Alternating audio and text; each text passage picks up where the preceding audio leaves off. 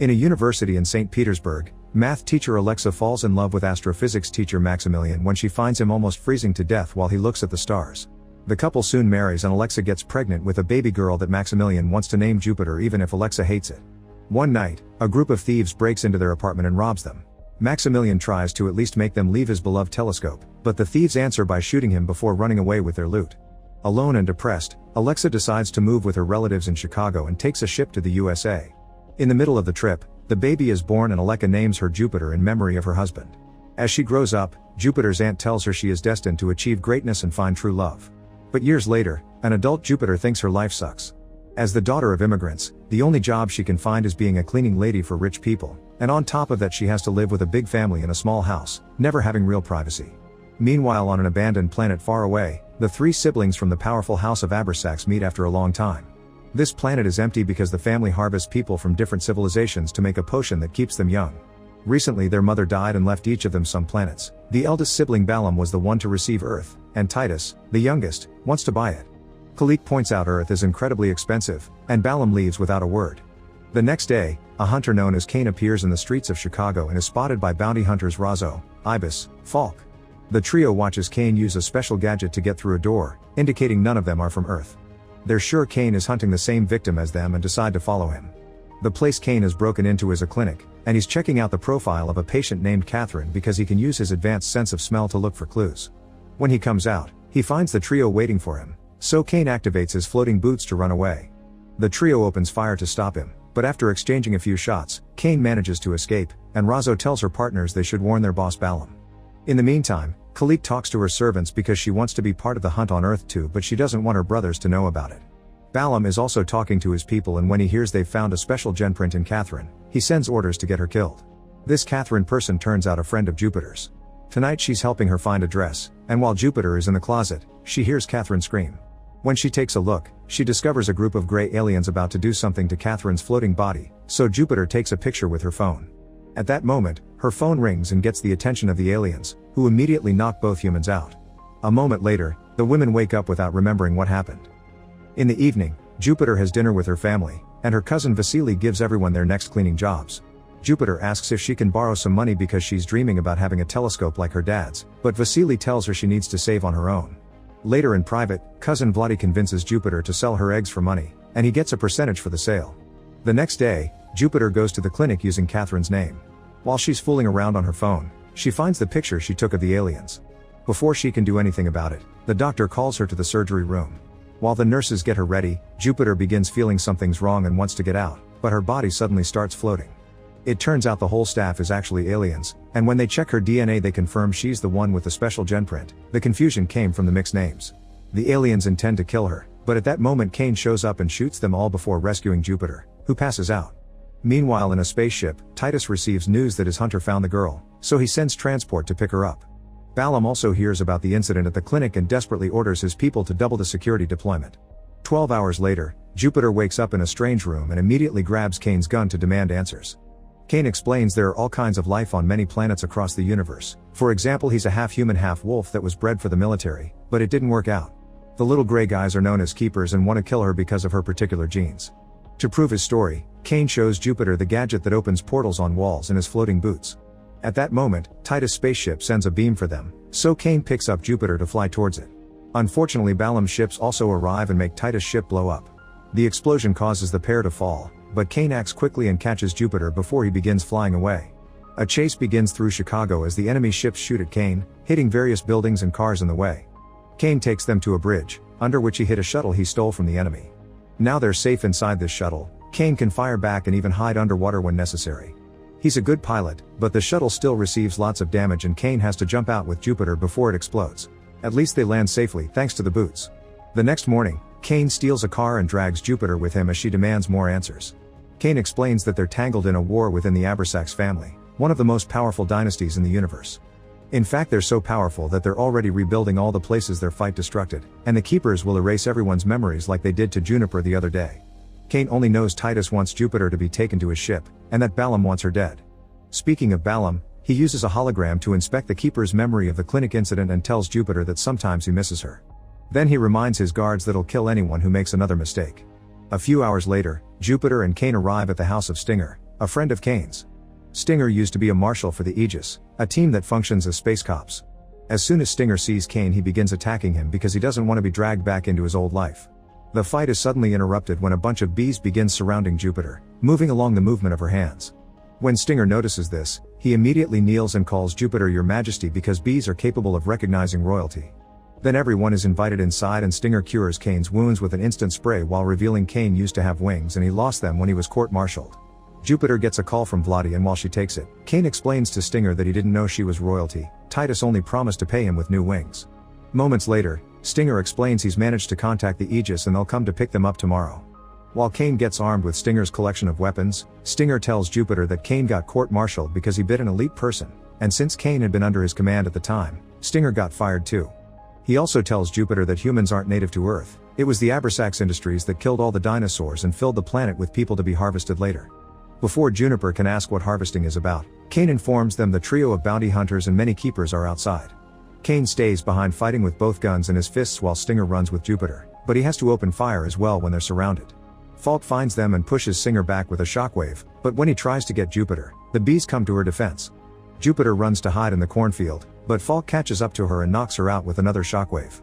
The keepers approach Jupiter to kill her, but at that moment Razo and Ibis show up and betray Falk, killing him and the keepers before taking Jupiter into their ship. Kane finishes off his opponents and rushes out of the house just in time to jump onto the ship undetected. Some hours later, the hunter's ship arrives at an alien city, and Kane jumps off the ship before he can be seen. The hunters sell Jupiter to Kalik's people, who pay better than Balam.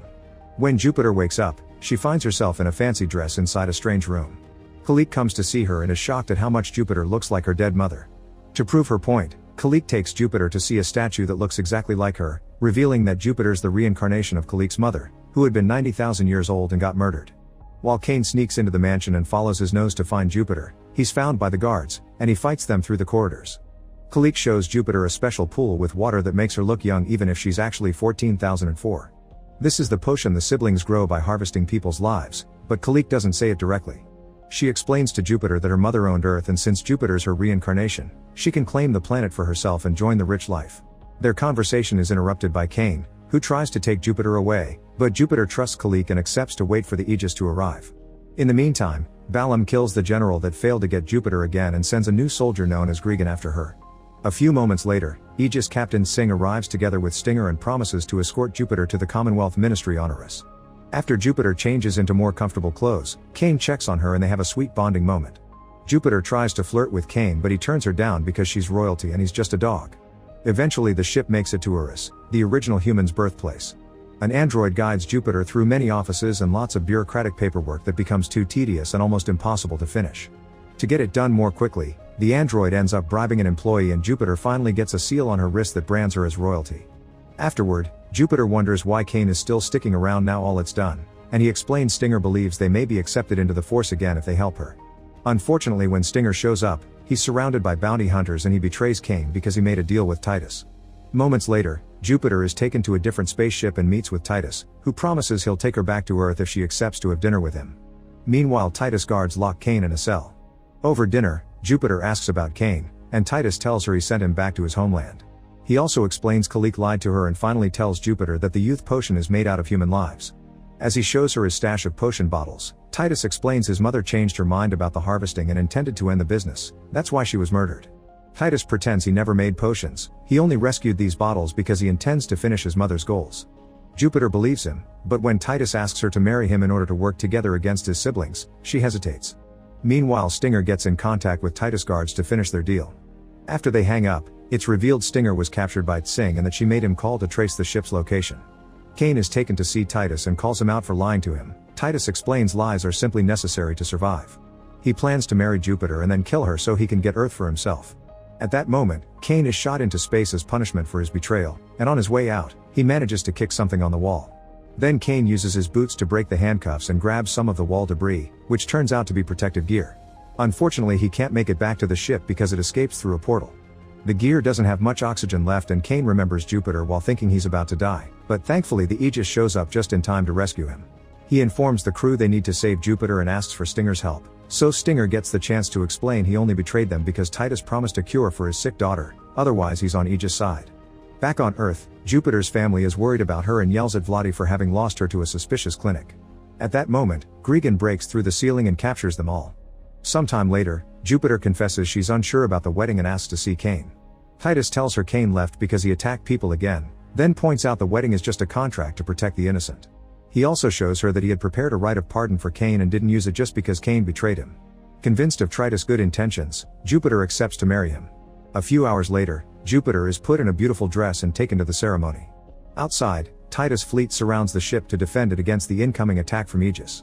Cain and Stinger are still excellent pilots and fight fiercely against the enemy while Jupiter hesitates at the altar. She barely finishes her vows, and when a symbolic ring is about to be printed on her finger, she tries to take her hand back as she hears the noises of the battle. Titus forces her hand back in place, but at that moment, Cain breaks into the room and points his gun at Titus as he tells Jupiter the truth. He wants to kill Titus, but Jupiter just asks him to take her away. The Aegis ship takes Jupiter away and she takes the chance to give Cain the pardon she stole from Titus. Cain wants to bond with her more, but Jupiter doesn't want anything else to do with this. Moments later they arrive on Earth and Jupiter finds her home in ruins. Gregan is there too with a bunch of Balaam's men. They explain that Jupiter must come with them to abdicate her title if she doesn't want her family to die.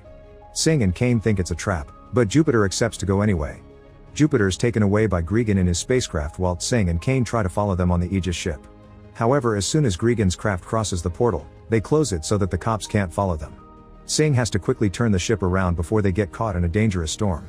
This storm surrounds Balaam's dominion and Cain is hesitant to act, but Stinger comes and gives him a heartfelt speech about how much he needs Jupiter. Desperate to have his own pack, Cain decides to go to the planet alone. His shuttle is damaged by the storm and his landing ends up being a violent crash, damaging the gravity hull on its way down. At Balaam's dominion, Jupiter meets with him and accuses him of killing his mother, causing Balaam to slap her for it. Then Balaam makes Gregan almost kill Alexa, only stopping him when Jupiter accepts to sign the abdication to save her mother. However, when she's about to sign, she realizes Balaam will harvest Earth soon, and she refuses to exchange millions of lives for her family. At that moment, Balaam's men inform him of the damage to the hull, and Cain suddenly breaks into the palace and attacks Gregan. Seeing her family will be safe, Jupiter destroys the abdication tablet, causing Balaam to try to kill her. Jupiter quickly gets him off her with a kick. Furious, Balaam orders his guards to kill Jupiter, but Cain is faster and rescues her by opening a portal right under her. He hides her in a safe spot while he shields her, and Jupiter kisses him before he goes back to fight Gregan. Jupiter then begins moving her family away while people on the planet begin evacuating since the broken hull makes it an unsafe atmosphere to live in. The opening of the blockage allows the Aegis to bring their ship closer. Balaam tries to attack Jupiter while she's distracted, but Jupiter got a gun from Cain and shoots him in the legs. The palace begins to crumble under the effects of the broken hull and an explosion breaks the floor under Jupiter, causing her and Balaam to fall. Cain wants to rescue her, but Gregan still insists to fight him and flies him out of the building by grabbing him with his tail. While Jupiter and Balaam miraculously save themselves by grabbing a broken railing, Cain frees himself from Gregan's hold and continues to fight on his floating boots. He makes the beast crash on the floor by hurting his wings, then he finally kills him by putting a portal around Gregan's neck. Afterward, Cain gets in contact with Aegis and gives them his location so they can rescue all the members of Jupiter's family. Meanwhile, Jupiter is trying to find a way out, but the building keeps breaking under her. She nearly falls plenty of times, but after a few dangerous jumps, she manages to re-enter the palace. Balaam's waiting for her and begins hitting her with a metal rod as he calls her mother, confirming he was the one who killed his mom and claiming that she had begged him to do it because she hated her life. Jupiter steals the rod and retaliates with her own attacks, but she refuses to kill Balaam because of her principles. At that moment, the building finishes crumbling and Balaam falls to his death. Jupiter falls too but gets rescued by Cain, who puts protective gear on her. There's no more time left, so Tsing opens a portal to leave with her ship. Cain notices this and immediately uses his boots to dodge all the falling debris and cross the portal as well. Minutes later, everyone is safely back in our solar system. Sometime later, Jupiter is back on her average routine, but she surprises his family by approaching everything with a more positive attitude. To apologize for the mess Vladi got her in, they gift her the telescope she wanted. Once she's done with work, Jupiter meets with Cain for a date. Now Jupiter has her own pair of floating boots, and Cain has his wings back. After sharing a kiss, they go flying together. Make sure to subscribe and turn on notifications so you can watch more videos like this. Thanks for watching.